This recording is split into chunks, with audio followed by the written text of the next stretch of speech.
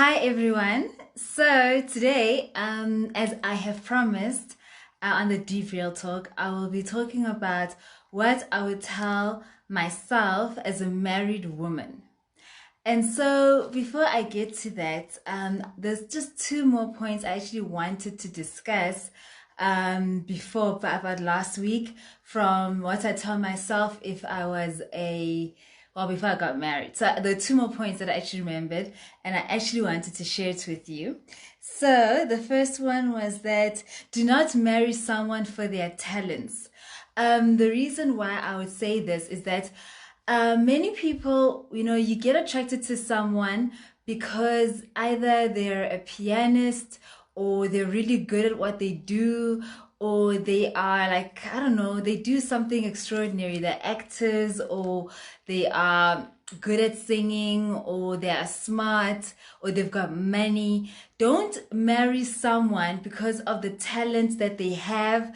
Don't marry someone because of the abilities that they have, because once they divorce you, they take their talents, they take their whatever they have, money, and they disappear. So all of that money, all of that talent, all of that you wanted is gone. So for example, when my ex-husband, he's an amazing pianist. He's second to none. Like, this man is amazing when it comes to piano. Like, wow.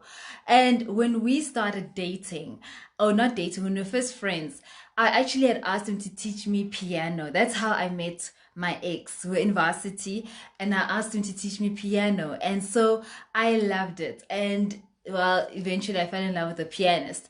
But then we started composing music together, and it started making sense to me why we would end up together. And then, well, him and his piano skills gone. So that's one thing I'd say. Don't marry someone because of their talents.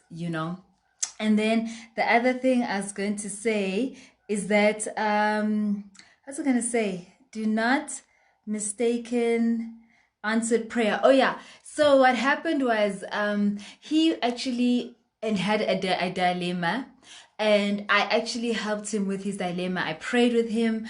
We were together and everything. And then, yo, yeah, I think I mixed it up. I think I thought because I had sorted out his spiritual problem, then it made sense that him and I should end up together. And that was not right.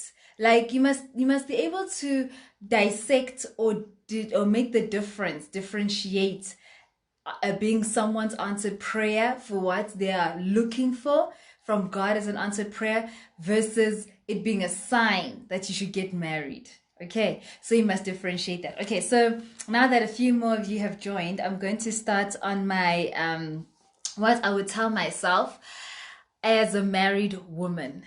I think this part of the talk is going to be a bit heavy because I think it's like where I go deep down inside, and I go into the depths of what actually happened. And it's going to be hard. It's like a post-mortem, going back and dissecting the dead body to see what actually killed it. It's a hard thing. And I think if I start crying, pray for me. So, anyways, the one thing I think once we got married, the one thing I'd say is that don't get married and have that expectation that it will be smooth sailing. I think that's the one deception I had that made things very difficult for us when we first got married.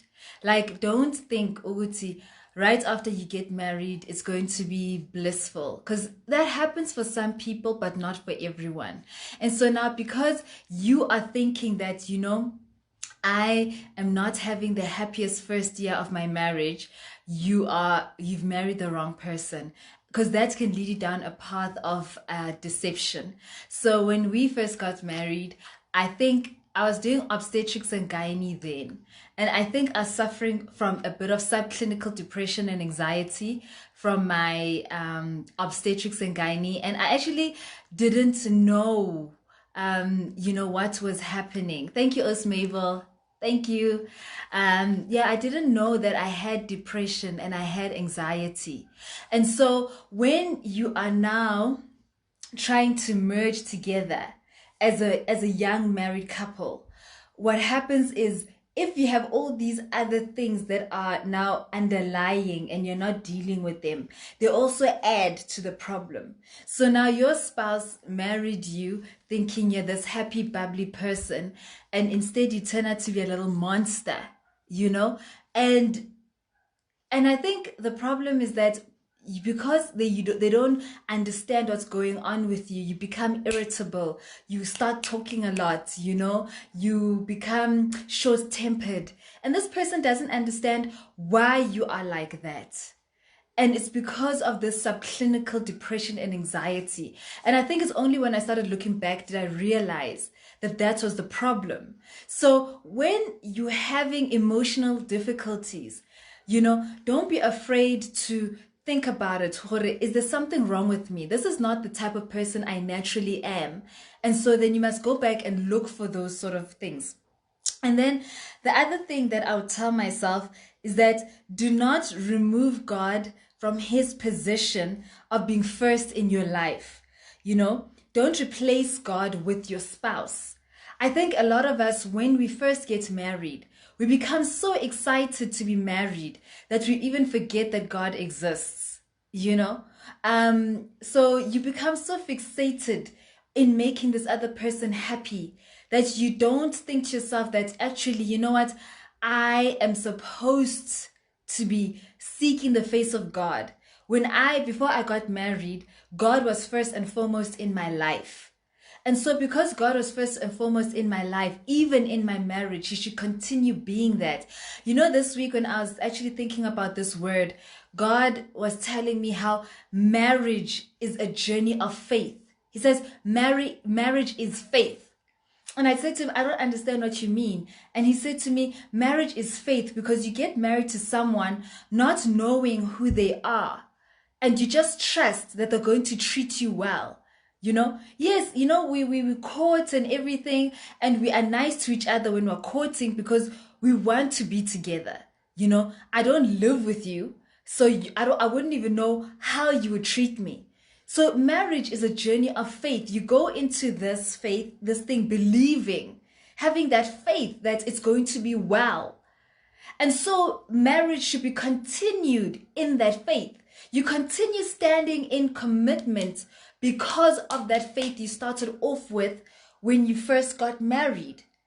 I don't know if I'm making sense, but that is what it is. And so that's why you must not replace God with your spouse, because the same God who brought you together is the one who's going to keep you together. And so I actually, when I think back, I think to the fact that my prayer life actually started declining when I first got married. I wasn't praying as much, which also compounded the fact that I was depressed and anxious, but I was not praying that much. And you know, when you are in a marriage and when it's a journey of faith, think about it this way. When when I hold a knife and I cut someone's flesh, it's different from someone else who is not trained to cut the flesh when they're holding the knife. An instrument in the hand of someone who it belongs to is very powerful. So marriage in the hand of a Christian, in the hand of God, is a powerful tool. And the enemy will fight you tooth and nail to destroy that covenant, that marriage. The enemy will fight you. And that is why you need to keep God first and foremost in your marriage. Like, do not even play games with that.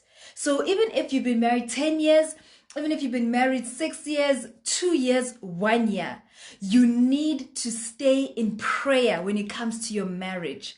You know, last week, yes, I spoke, and I know I'm hammering on this, but it's so important. Last week, you know, when I spoke about what I would have done before, those are certain steps. But in all honesty, there is no proof, like there's no fail-proof way of determining that your marriage will stand until you die. There is no fail-safe, whatever, without prayer. Prayer is the one thing that keeps marriages standing. Because when you are praying, you are not fighting your husband or your wife. You're not saying my husband is not making me happy. You're not saying my wife is not making me happy. You're saying, you know what? There's an enemy who is coming into my marriage, who is trying to steal the joy, who's trying to steal the commitment, who's trying to steal the focus out of this marriage. And that is what I'm standing against, because me and my spouse are standing together. We are not fighting each other. We're fighting a common enemy. And that is not either of us. So do not remove God from his place. Like if you used to wake up at 12 o'clock and pray, you better keep doing that. That is what is going to save your marriage, and it's gonna help God to work on both your characters, because it is God who pours his love for you in each other. Yeah. So that's number 2. And then the other thing I would say is that joy comes from God and not your spouse. Joy comes from God and not your spouse. Many people say, I've fallen out of love with my spouse because they don't make me happy anymore. But the truth is that only God can fill you with joy. And that joy is what keeps you giving in marriage. A lot of us, that's the other thing I was going to say. Do not be competitive in your marriage. Do not compete in your marriage as to, or compare as to who's giving more, who's giving less. You must give towards each other 100% all the time, because I noticed that when I started thinking back in my marriage, I could have done more. When I think about it, I actually could have done more to, bring, I don't know, to make my ex-husband happy. Yeah, I think I could have. I'll give you an example. So I told you last week that I had control issues. So in my controllingness, we were debating about whether to get a maid or not. Can you believe it? A maid. So how I grew up in a time, or in our house, where our nannies used to do strange things in the house. I don't want to go into it. It was very traumatic as a child.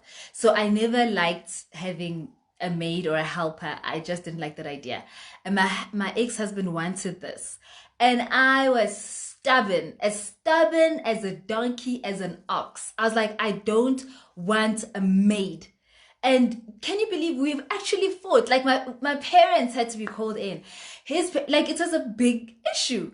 And that's why I'm saying you give. And now when I look back, I was like, you know what? I should have been more compromising when it comes to issues like that, and not have been so controlling. It sounds small and silly, but it really created chaos, because now I was working, he's working, who's cleaning the house? It wasn't practical. So I was a bit of a hard nut.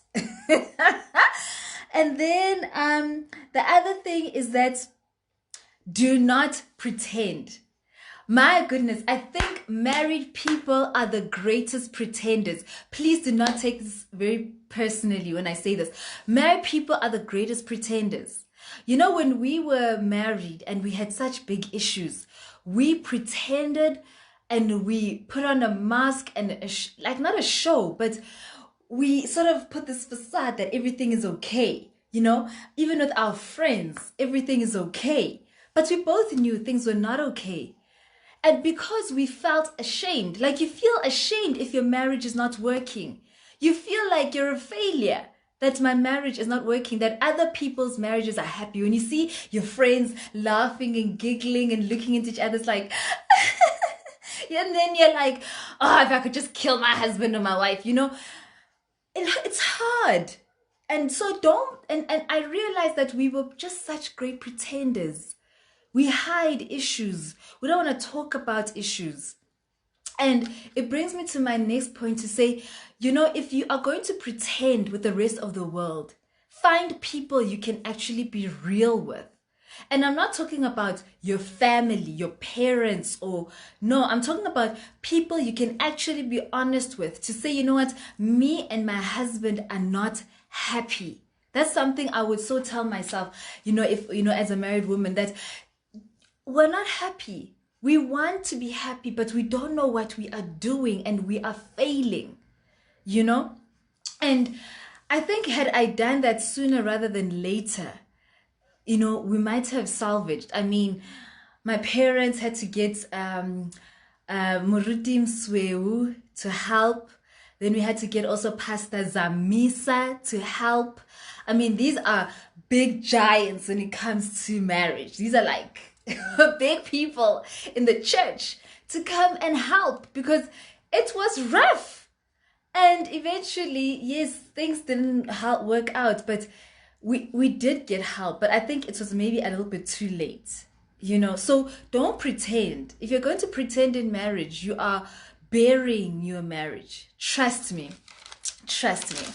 And then the other point is that help your spouse with their weaknesses. And love them through it. Help your spouse through their weaknesses and love them through it. So one of the other weaknesses I have is that I hate confrontation. It's the one thing I hate with all my heart. I hate being confrontational. So when my ex would want to talk about something, it was the funniest thing. I would just sleep. I lie to you not. My eyes just closed. And I'm sleeping. And he'd be like, you're sleeping when I'm pouring my heart out to you. And I'd be like, I can't help it. And the thing is that, okay, he used to talk for long. Like, he'd take forever. Like, he'd tell me one thing over 30 minutes. And I'd be like, yeah, I think I heard in the first 2 minutes. Like, yeah, man, I did hear you. But no, And so it was very hard when it came to communication. Now you can't talk to someone when they're sleeping, right? So now he'd be now stuck with a problem and he has to sleep with it because now I'm sleeping. And that didn't help because my ex was the type of person who was very open and honest and he wanted to speak and sort out a problem and go past it. But now when I'm like that, now what do you do? And so I had to work on it to be like, okay, you've got 5 issues. Let's start with 1. And then tomorrow we speak about another one and another one. Like, you should help your spouse through their weaknesses. Don't be irritated with them because now the irritation also adds to it. Because if you're already angry and now you're irritated, it only compounds the problem. So that's the one thing I'd say. Help your spouse through their weaknesses. And while I'm on that point, do not keep a record of wrong. My ex and I won't tell you who had this problem because I don't want to get people into trouble. So anyways, there would be this thing where when you talk, they bring that issue that happened last month. And you're like, but I sorted that out. I thought you spoke about it and I thought you sorted it out. Why do you keep bringing this thing up? And as a result, I realized that, you keep a record of wrong. So like now, it's like a docket, and every month there's a new file being added, a new file being added, a new file being added. And now when this file is being added, and over, do you understand that by the time the first year of marriage or the second year of marriage is done, there's like a pile like this of wrongs. I mean, how now now we're going to court every day. Yeah, where now you're like this because of this. Where now you're like this because of this. I mean, how are you supposed to be happily married when someone keeps bringing up things to your face? And you're like, but babe, I sorted out this issue last week. I sorted out this issue last month. Why do you keep bringing it up? It's because there's already a layer of judgments that have been laid against you. So now that's the problem.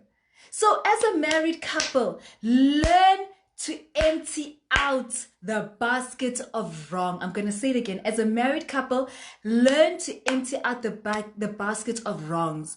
Do not keep them piled up because it becomes a habit. You can't now reverse it. No amount of counseling can help you with that. Okay. All right. And then the other thing is that intimacy is for two people and not more than that. So when I'm saying intimacy is for two people and not more than that, I'm talking about now bringing the family in. And I told you last week that the family actually played a big role, not big role, but it added to the problems. So then, so what happened was, now because we're getting more and more issues and it was now getting worse, the family now had to now come into the situation. I mean, oh, can you believe it? And now, oh, now to the thing of that. Okay, so now it looked like that I was the bit of the culprit. Okay, because I have to be honest, so that this whole situation makes sense. I was now the culprit in this marriage. I was now being seen as I'm the one who's always in the wrong. Okay, so now the family was called in. They were now trying to suggest things as to how to sort out these problems. So every so often, Debo, what have you done now? Debo, what have you done now? So now you can imagine the family, him, and now my family are now ganged up against this little person over here. Yeah. Can you imagine what life was like? Yeah, because I mean, you feel like you're a fugitive in your own marriage. Like you are being, I don't know how to even put it. So now it's like, now when you go visit them, it becomes hard because now you feel like you're being watched all the time. It becomes heavy, and every so often you're getting a phone call. Debo, now what did you do? His family is calling us to say, what did you do? And yo, guys, like, now this marriage is no longer two people. There's like 6 of us in this bed. Like, it's clustered. It's like claustrophobic. Phew! Yeah. Like, when our elders said, do not involve the family. I am 100% believer. Do not involve the family unless it's a life and death situation. Do not involve your family. Like, if you've got problems, call a marriage counselor, call your pastor, call someone else. Do not call the family. I'm going to stop there because I think it's getting too emotional up in here. Okay. And then the other thing is this. Do not isolate yourselves from your friends and family who love you. I think this is actually something that we as people do. When we get married, we all of a sudden, we detach from people and we isolate ourselves from people. And so because we isolate ourselves from people, this is when then we start pretending, because now no one is allowed to come in. And also, this is when also we sort of start struggling and we don't allow people in. And now, instead of dealing with a small stone, we are now dealing with a mountain. So my thing is this: if I could go back and do things differently, I think I would be more communicative or communicating with a friend who I know is praying for my marriage and is for my marriage. And not only that, I would have a family member, not my parents, maybe my aunt or someone who I know is for me, or my spiritual father, who I can from time to time, spiritual mother and spiritual father, who I can from time to time phone and allow them the space to ask me, so how are you guys doing? And for me to be honest with them. I think this thing that we isolate ourselves and tell ourselves that, oh, now I'm married, and I just sit in my house and, and I just do my own thing. I think it's good because then it allows the two of you to merge and become one and to learn about each other. But when things start going wrong, then it becomes a problem, because now you both have never been married and now you're trusting each other to get yourselves through this. I don't think that's a good, healthy situation.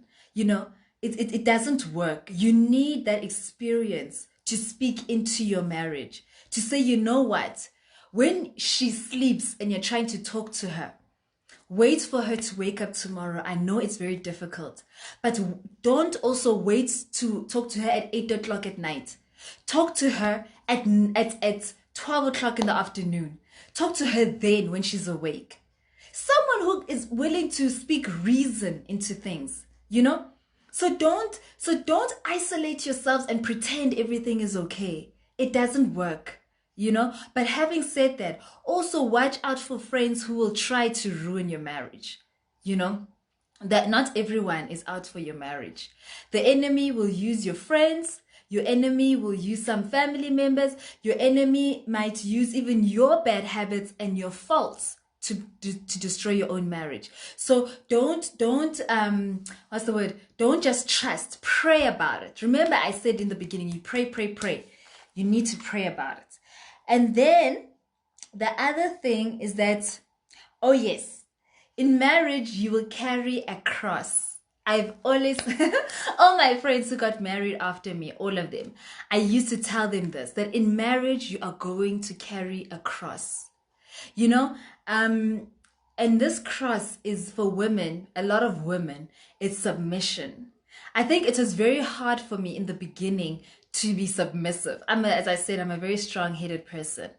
And I would tell my younger self who's married that, you know what, be submissive. Allow yourself to carry your cross. Like Jesus said, that if you follow me and carry your cross, you know, you are going to have to die to self. You are going to have to tolerate certain things that you don't like. I'm not talking about extreme situations. I'm talking about a situation where you want to have a red chair and he wants to have an orange chair. You know, I'll give you an example. So after we got married, I I remember we were staying in PE because I was doing my community service then. And so after I got married, I remember walking into the house and I just come from obstetrics. I think your door is obstetrics was always heavy, so it was another heavy day. And I was tired. And I find this man sitting on the couch and watching TV. And I'm like, what? What is this? And out of respect, I just kept quiet and I walked away. And I walked into the kitchen and I started cooking. And I was like, why couldn't he have started cooking? Because you could see it's 5 o'clock. And he wasn't actually helping. And I cooked anyways. I gave him food. After giving him food, I have to wash the dishes. Yeah. I was like, you've got to be kidding me. This man is not helping me. And I'm so tired. I am so tired. And that's when I had to carry my cross. I had to say, okay, God, today I'm going to wash these dishes. Tomorrow we're going to talk about this. But the other little things you are going to have to die to, and this is not just to women, but this is to men as well. You know, we die to self, to love each other, to make this marriage work. It really is about that. For men, it might be you changing the nappies. Okay, I never had kids, so I never had to stress about things like that. But it might be having you wake up and go and change the nappy of the child. You die to self. This is what it is, you know? So you carry your cross and you deny yourself for the other person. And that will make a marriage work, you know? And the thing is, you see, people don't talk about the meat of marriage. This is the meat of marriage. The sweet stuff, the dessert is the flowers and the chocolate and the sex. That is the dessert of marriage. But what I'm talking about is the everyday thing that keeps the marriage going. And that is not something that is popular. But this is one of the things that I learned, you know? And also, yeah, what you believe about your spouse is important. So if you believe your spouse is, for example, when I walked into the house and I believe my spouse is lazy and doesn't love me and wants to use me, then I won't be able to live with him because I have negative thoughts about him, you know? So I have to believe that my spouse loves me. You know, my ex eventually started saying the most painful sentence to me. He started saying to me, I don't think you love me. Yeah. I couldn't understand it. I just could not understand why my spouse would say to me, I don't love him. You know, I would look at him and be like, what devil has been speaking to you? You know, I'd be like, what is going on? How can you say, I don't love you? And he'd say, it's because if you loved me, you wouldn't do half the things you do. And I'd be like, but I'm not understanding. I do love you. You see, that was the problem. He believed I did not love him. So it was enough for him to walk out the door, because had he believed that I loved him, he would let me love him. Because marriage is truly a journey of faith. And the other thing is that while you are still believing the good in your spouse, identify the gifting in your spouse. Identify that gifting and elevate them, push them forward. You know, I think that's the most important thing that I could actually think about. Because as I said last week, you know, in my marriage, I literally regressed in my dreams. I regressed in my thoughts. I regressed in my goals. I regressed because we were not supporting each other's giftings as we should have, you know? And instead we were fighting for a marriage and trying to revive this marriage. But if you identify the gifting in each other and push each other in that direction of growth, you both are having something to look forward to. You feel that you are for each other. That even if, you know, the other one may do something that disappoints the other, you remember that, you know what, but she is for me, he is for me, and he is building me, and she is building me. And so then you push into each other's dreams, and you both are winning as a couple. And that's when we call you a power couple. A power couple is not made by money. A power couple is not made by status. A power couple is not made by fame. A power couple is made by people who are walking in destiny and purpose for their lives while being married. And together they are influencing in their space around them. That is what a power couple is. So I believed in me. I believed that my spouse and I were going to be a power couple. I really did believe it, you know, but it didn't happen. So I'm going to wrap up now. If you've got any questions, please do ask me and I will answer it, because I think I've been going on for 30 minutes and I must finish, yeah. But let me see if there's anything else I wanted to say, because I have a lot of things. The other thing is, just to wrap up, you know, do you enjoy being in each other's spaces? You know, your spouse and you need to enjoy being with each other. I think I'll close here. I'm a very task-orientated person. I'm very like this. When you talk to me, I will ask you, so have we done B? Have we done A? Have we sorted this out? That's the type of person I am. I'm a very task-orientated person. And so social conversation sometimes doesn't come as easy. And that's one thing I would have told myself back then. That, you know what? Enjoy normal conversation with your spouse. Just enjoy talking about the trees. Just enjoy talking about birds, the family, happy moments, happy things, you know. Talk about, I don't know, soccer, I don't know, things, whatever, art, photography, go out, enjoy. Just enjoy being in each other's space and not having anything that is goal directed, you know. Sometimes you just want to be in each other's space. Sit and cuddle on the couch and just watch cartoons. I don't know, I love cartoons. Watch cartoons, watch whatever. Watch a sermon. Just be in each other's space and just enjoy that. Cuddling. You know, one of my favorite things is cuddling. Cuddling on a cold winter's night, you know, and just enjoying each other's company. That's it. Simple. You don't have to go out and do expensive things, go to a lodge at Kruger Park or something. You don't have to do something so elaborate, wanting to fly to France. Just do something so simple. It's just sit and look at a magazine and dream and laugh at nothing, you know? I think that's one of the things that I would actually go back. I remember there's one moment I shared with him where where he was telling me a scene from Leon Schuster's movie, and we cracked out laughing genuinely. That was beautiful. That's one of my most favorite memories of me being married. I actually enjoyed that. So yeah, I think that's one of the things that I missed out on, was laughing with my ex-husband. I would have enjoyed that the most. Yeah. So before I start crying on all of y'all, because now I'm getting all emotional. Um yeah. Oh yeah, and the other things I'll just mention shortly is money matters.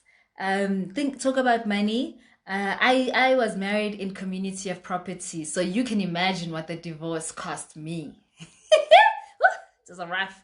But talk about money matters, and talk about it before you get married. Don't talk about it when you're already married. That's too late. And also, expectations in marriage can kill a marriage. Try not to live for expectations. Try not to live to see your own expectations being fulfilled. But, you know, go for that thing where I want to see his expectations being fulfilled. Desire that more than anything else, and God will help you, because once you fulfill each other's expectations, then the marriage becomes sweeter. But don't do it expecting the other person to do it. Do it for yourself and say, you know what, irrespective of whether they get me my expectations or not, I am going to love them and keep on. The only person that I expect to do good for me is God. God is the only person that I'm going to expect to fulfill my expectations. And you will never be disappointed, because people will disappoint you, but God will not disappoint you. To call me, they must stop calling me because I'm live streaming. So yeah, so allow God to be the one to fulfill your expectations. So yeah, so having said that, I think I will call that a wrap for today.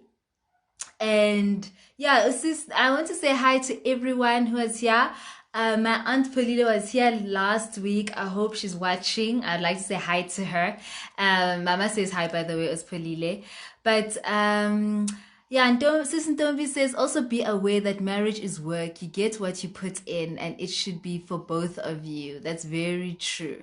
That's very, very true. And so yeah, marriage is work, but we need to be people who are willing to put in the work for it to thrive, and not to just expect it to happen. No, it's not like that.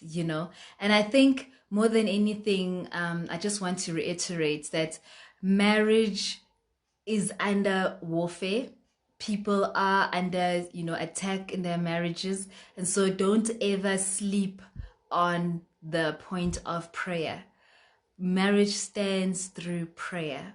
Marriage truly stands through prayer, hard work, and just simply loving and giving. It really does stand. And also, the last thing I'm going to say is be each other's best friends. If I marry my best friend, I don't expect them to do things that are weird. Because I wouldn't expect my friend to do strange things. So the reason why also most marriages become difficult and not enjoyable, because I believe a lot of people are married and some of them are not even happy in their marriages, it's because of the things they have to endure in their marriage.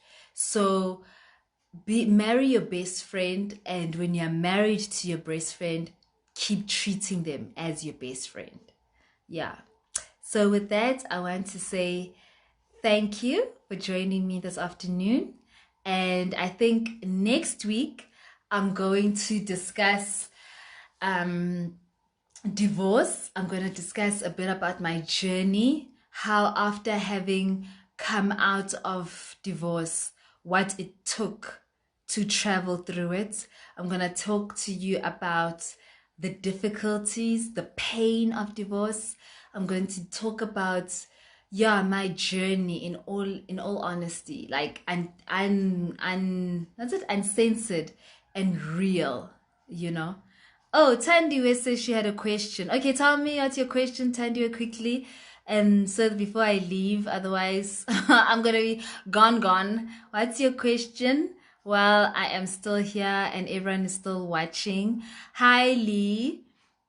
And oh, Muhlopeni. I must not speaking with people's names in English. It says that she says, thanks so much for sharing your wisdom and experiences. Really appreciate it. No, it's a pleasure. It's a pleasure. I really do enjoy these sessions and in giving, because I believe that as I do this, I hope I'm helping. I hope that people are learning and growing from this. Okay, Tandiwe, your question is not arriving. So I think let's bank it for next week and I will answer it next week. So yeah. So thank you guys and happy Women's Day, and may God bless you and increase you. Okay. Bye.